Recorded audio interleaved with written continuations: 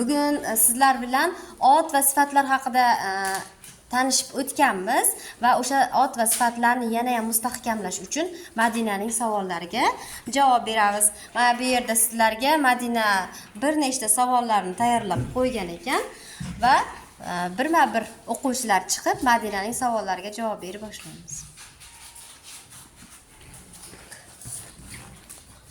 Ko'k sifat, tulki ot, kelin ot, ona ot, zilol sifat, aziz sifat, suv ot, o'tloq ot, ayyor sifat, chiroyli sifat, so'z ot, rost sifat. Barakalla. Hamza? Mard ot, qiz ot, bola ot, dono ot, sariq. Dona otmi? Katta harf bilan yozilganmi dono? Dono kichik harf bilan yozilgan.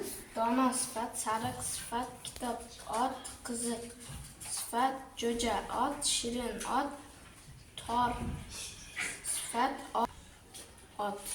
Barakalla. Qarsak. Mard sifat, qiz ot, bola ot, dono sifat, sariq sifat, kitob ot, qiziq sifat, jo'ja ot, shirin sifat, tor sifat, olma ot, ko'cha ot.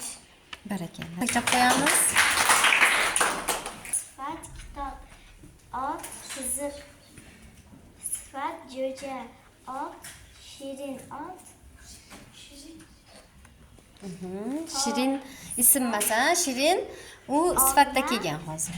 Olma sifat, ko'cha, ko'k sifat, Qanday? Chiroyli, demak bu sifat ekan. so'z, So'z. Nima? So'z. U ot ekan. rost sifat, Молодец. Qanday? ziyoli Zilol. Ziyoli qanday? Ziyoli qanday? Qanday so'rog'iga sifat javob bo'ladi.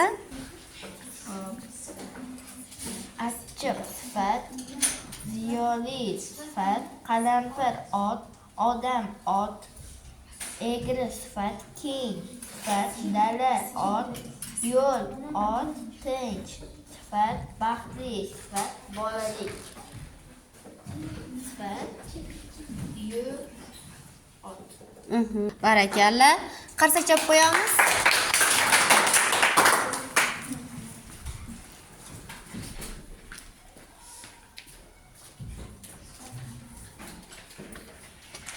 mard sifat, qiz ot, bola ot, dono sifat, sariq sifat, kitob sifat, qiziq sifat, jo'ja ot, shirin ot, tor sifat, olma ot, ko'cha sifat.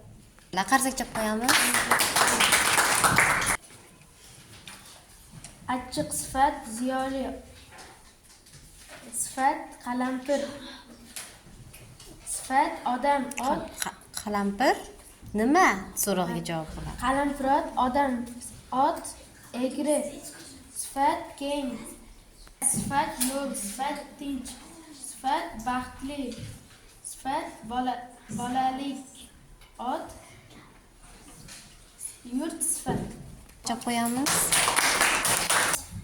Ot, egri sifat, keng dala ot, yo'l ot, tinch.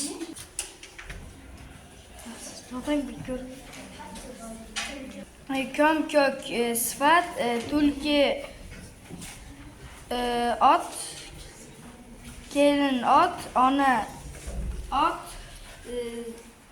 zilol ot, suv sifat, Sifat. chiroyli sifat, so'z ot, rost sifat. Mard ot, qiz ot, sariq ot, kitob ot, qiziq Sifat jo'ja ot, shirin ot. Sifat tor. Sifat olma ot, ko'cha. Qo'yamiz.